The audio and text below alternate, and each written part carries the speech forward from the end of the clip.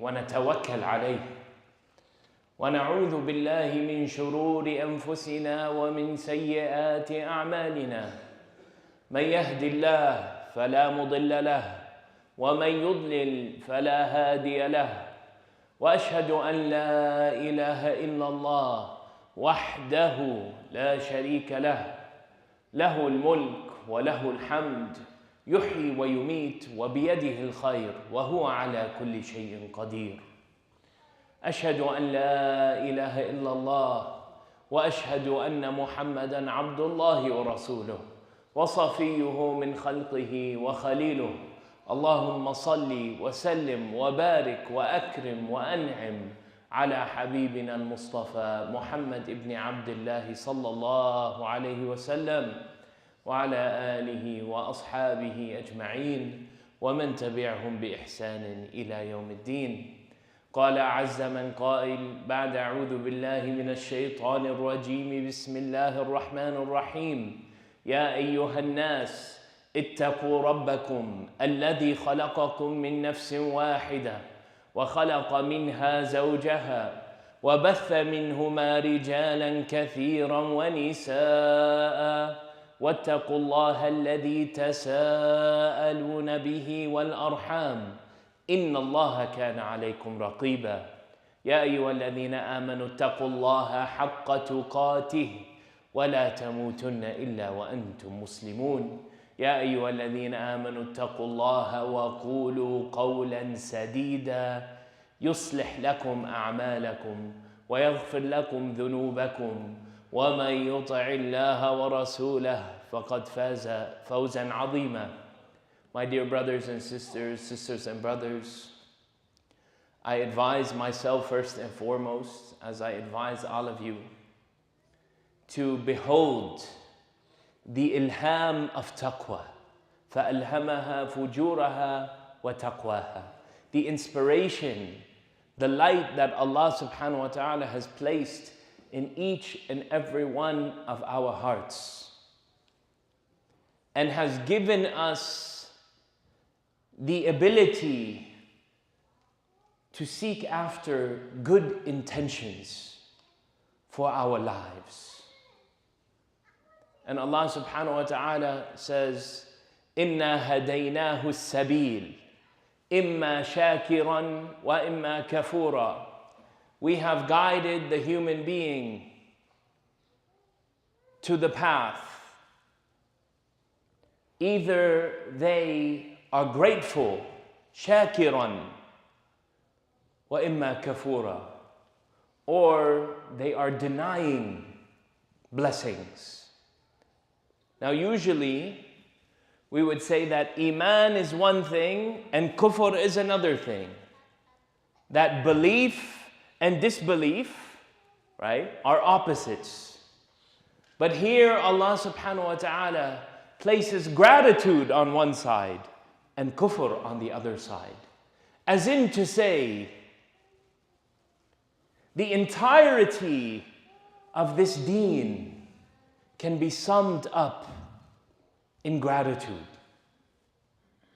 Are we people who live to recognize and acknowledge blessings? Or are we people who look for anything and everything to say this is wrong, this is no good, this is imperfect, that I want more, that I want better? And Allah subhanahu wa ta'ala tells us in Surah An-Nahl, وَاللَّهُ أَخْرَجَكُمْ مِن بُطُونِ أُمَّهَاتِكُمْ لَا تَعْلَمُونَ شَيْئًا. He says, Allah had you emerge from the wombs of your mothers. لَا تَعْلَمُونَ شَيْئًا. You don't know anything. Right? When you came from the womb of your mother, you didn't know anything. لَا تَعْلَمُونَ شَيْئًا. You didn't know what was good and what was bad and what was better. You didn't know that you wanted more. You didn't know that you wanted less. You didn't know any of these things. And then he says, وَجَعَلَ لَكُمُ السَّمْعَ وَالْأَبْصَارَ وَالْأَفْئِدَةَ لَعَلَّكُمْ تَشْكُرُونَ. And he gave you hearing and sight and emotions so that you could feel gratitude. لَعَلَّكُمْ تَشْكُرُونَ. You feel gratitude. As in, what is the purpose of your hearing and your sight and your emotions? What is the purpose of these things? It's not so you can find faults with everything around you, everywhere you look. Depression, irritation, anxiety. He didn't create those things for you to do that with them. He created them for the purpose of gratitude. And I think for many of us, we are struggling with gratitude. Because how? How can you have gratitude? How can you have gratitude when you're being bombarded on something so close to your face that is showing you the deep oppression and evil of this world? How do we do that? How do we find that gratitude? How are you telling me my hearing and my sight is for gratitude when in reality it's showing me everything opposite to that? But the truth is that the people who question Allah during times of suffering are usually the people who are not suffering at all. You know, if you look at whether it was the most heinous form of slavery in human history, which happened right here on American soil, the slaves were close to God, but it was the privileged who said, how could God create such an evil world? How can God create such suffering? But the one who is suffering, you see, they come to recognize that this world, although it has within it great tests, Allah subhanahu wa ta'ala supplies the ability of the heart to transcend their suffering.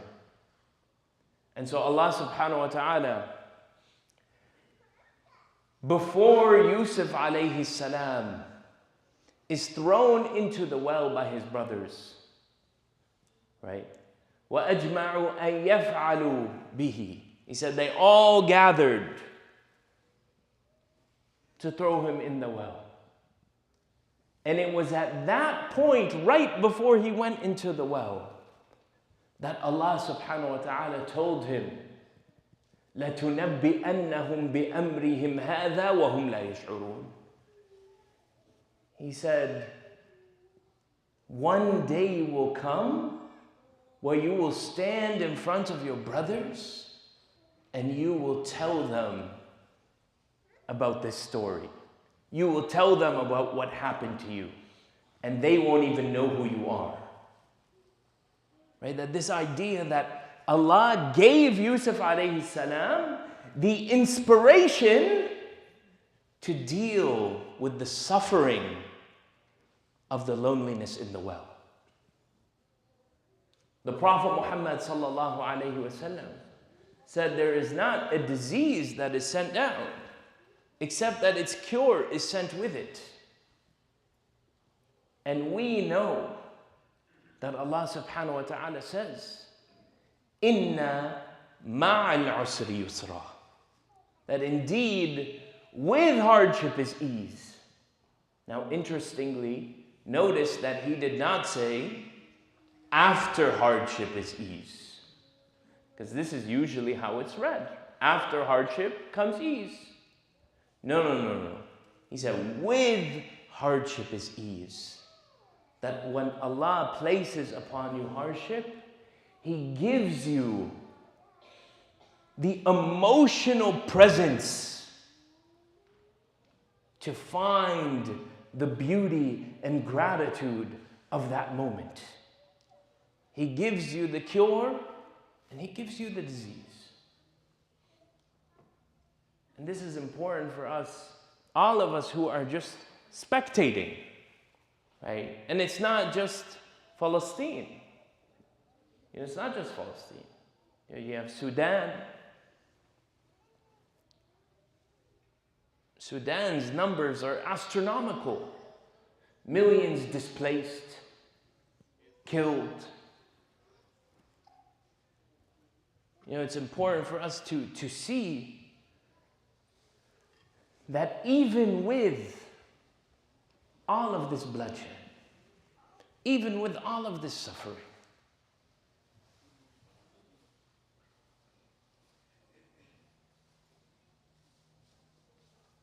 when Allah shows us evil, right? When He shows us this level of suffering,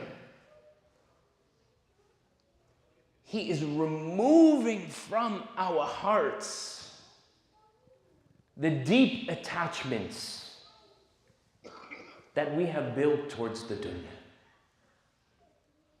And Allah subhanahu wa ta'ala says, وَإِذَا أَرَدْنَا أَن نُهْلِكَ قَرْيَةً أَمَرْنَا مُتْرَفِيهَا فَفَسَقُوا فِيهَا فَحَقَّ عَلَيْهَا الْقَوْلُ فَدَمَّرْنَاهُ تَدْمِيرًا. Allah subhanahu wa ta'ala says, and if we wish to destroy a people, if we wish to do so, He said, أَمَرْنَا مُتْرَفِيهَا. He says, we make an event that will undeniably reveal what is inside your heart. That these extremes of reality, great luxury on one hand, great safety on one hand, and then on the other hand, great suffering. When you see these extremes, He says, فَفَسَقُوا فِيهَا. Then you will see that those who really have no sincerity in their hearts expose the reality within themselves. Right? The heart goes from here to out here. He says, فَحَقَّ عَلَيْهَا الْقَوْلُ. فَحَقَّ عَلَيْهَا الْقَوْلُ. Yani, in that moment, it became clear what human beings we are. He says, فَدَمَّرْنَاهَا تَدْمِيرًا. And so we destroyed them. So this idea that part of the reason why we never go through hard tests for many of us, part of the reason why Allah does not test everyone the same, can also lead to great delusions. And so Allah subhanahu wa ta'ala tells us,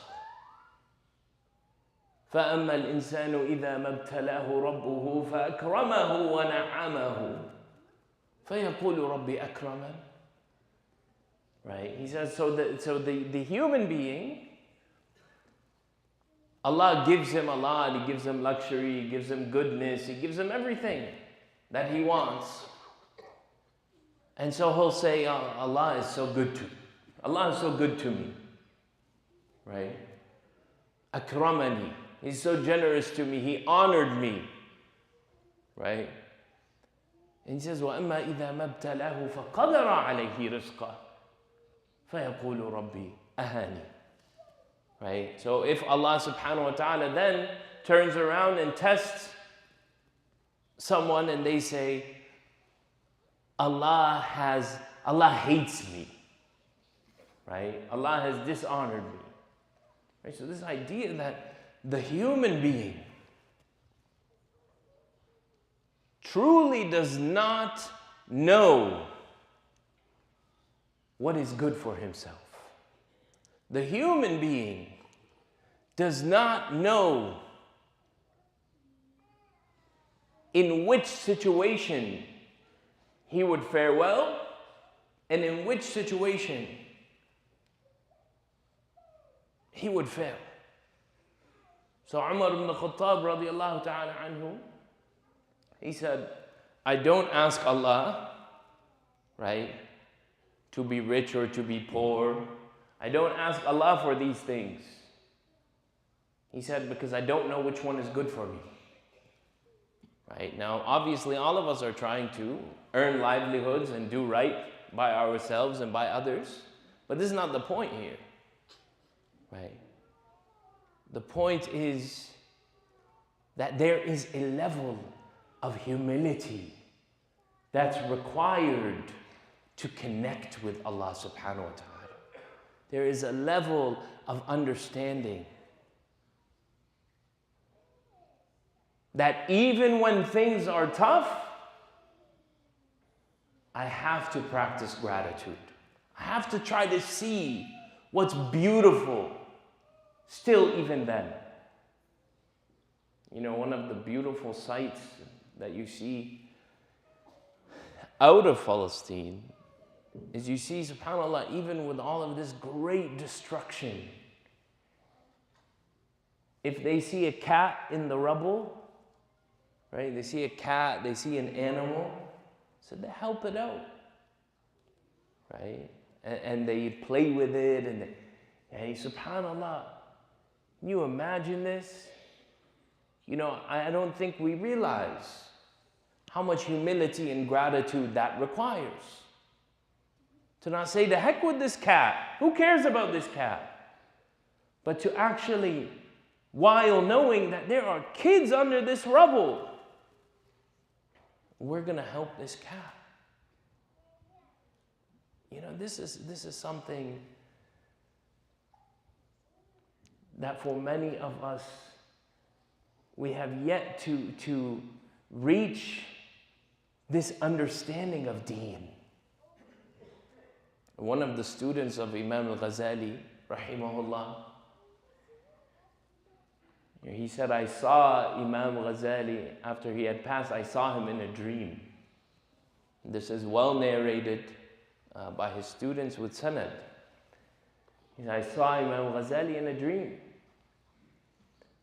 And I asked him, you know, what has your Lord done with you?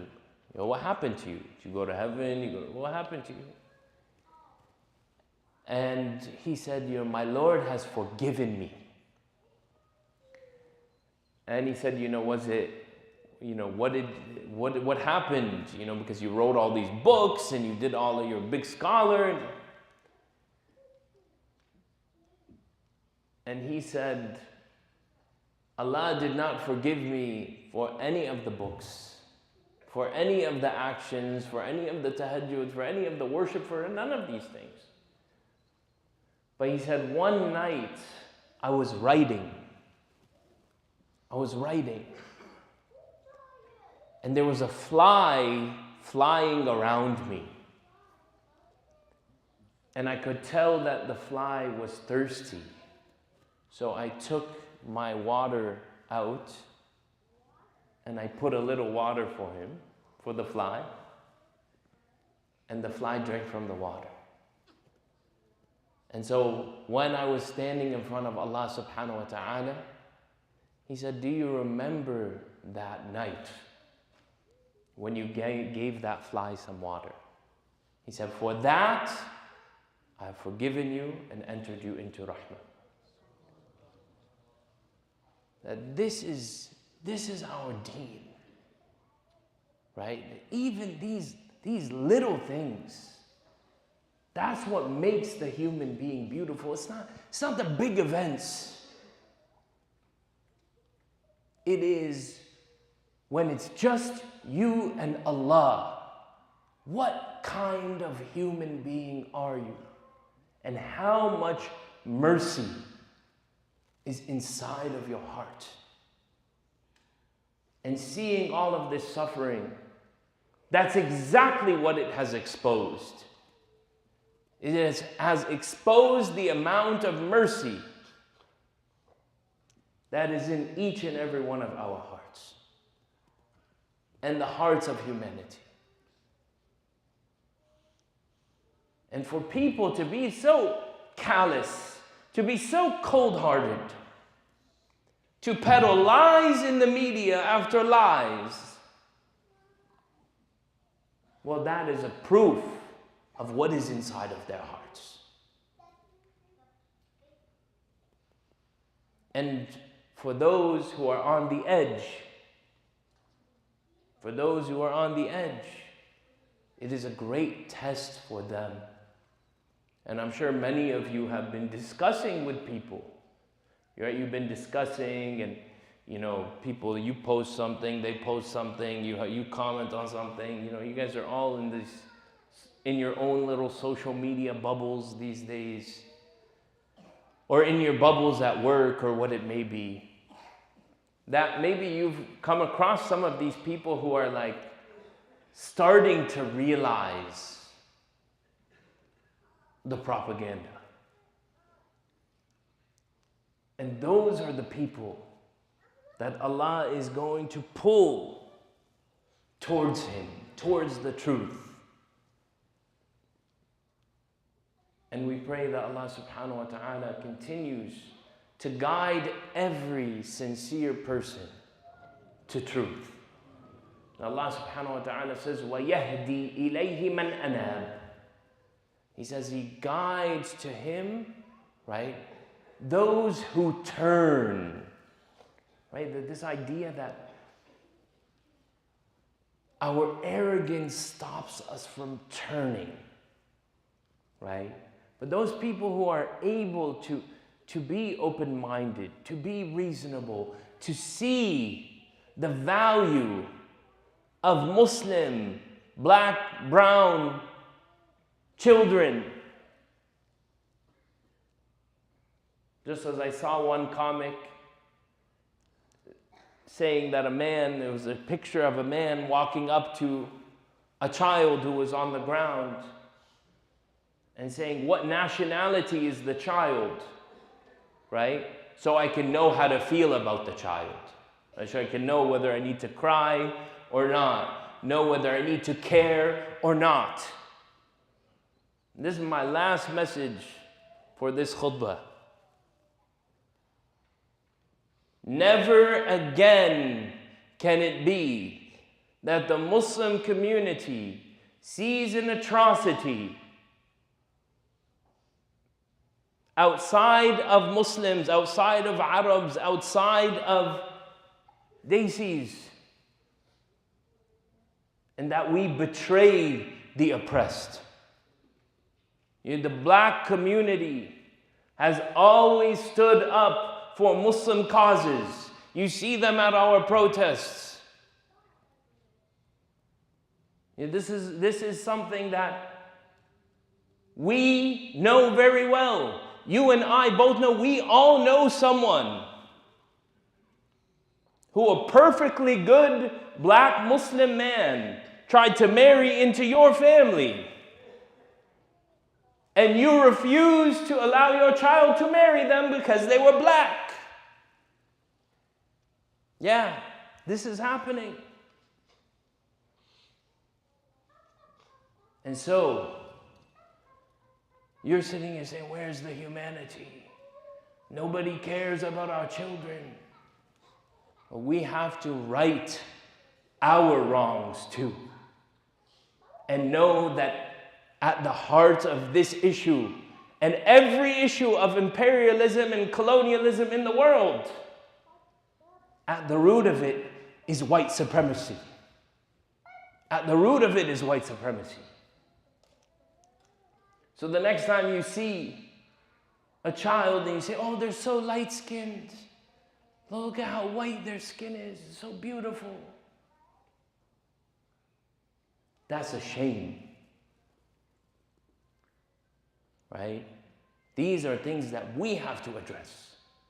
And I pray that Allah subhanahu wa ta'ala allows us to use these moments so that we can make sure that our hearts are clean of our oppression.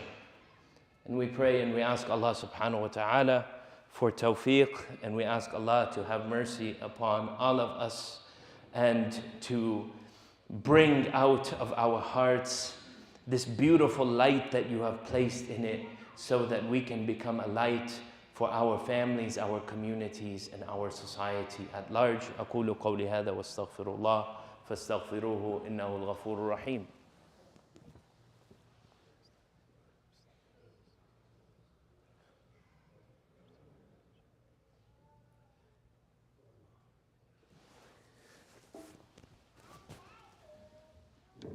الحمد لله رب العالمين والصلاة والسلام على سيدنا محمد وعلى آله وصحبه وسلم. So inshallah ta'ala tonight, Dr. Hassan Hamid will be speaking on remembering the Prophet Muhammad sallallahu alayhi wasallam during times of ease and hardship, and that will be tonight.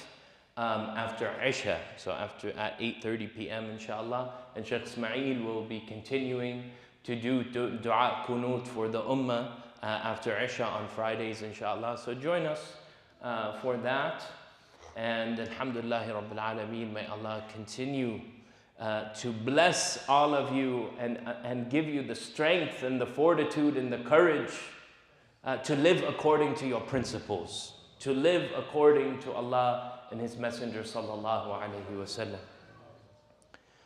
ربنا آتنا في الدنيا حسنة وفي الآخرة حسنة وقنا عذاب النار. ربنا لا تزغ قلوبنا بعد إذ هديتنا وهب لنا من لدنك رحمة إنك أنت الوهاب. ربنا هب لنا من أزواجنا وذرياتنا قرة أعين وجعلنا للمتقين إماما. Oh Allah, we ask you to give relief and aid and help to our brothers and sisters all around the world, in Gaza, in Sudan, and anywhere and everywhere, Ya Rabbil Alameen, as it truly is a long list of great suffering and great oppression, Ya Rabbil Alameen. We ask you, Ya Rabb, for there is none but you, there is no helper but you, Ya Rabbil Alameen. Please help our ummah and be pleased with us.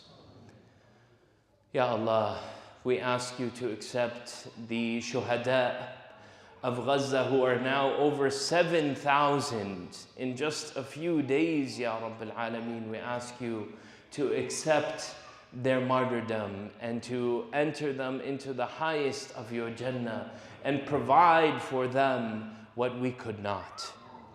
Ya Rabbil Alameen, we ask you to give our souls its taqwa, to give our souls consciousness, and to give our hearts mercy, and to allow us to live by the words of your beloved Messenger sallallahu alayhi wa sallam. Ar-Rahimun yarhamuhumur Rahman. Allow us to be merciful as a reflection of your mercy, and allow us to find within our hearts this beautiful thing that will allow us to stand in front of you and receive your rahmah.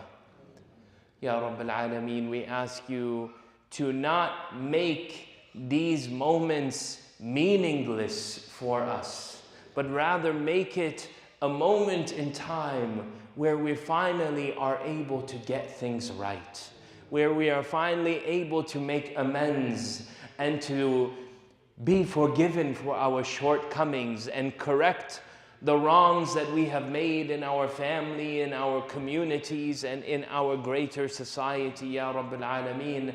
Allow us to be woken up when you send us a wake-up call.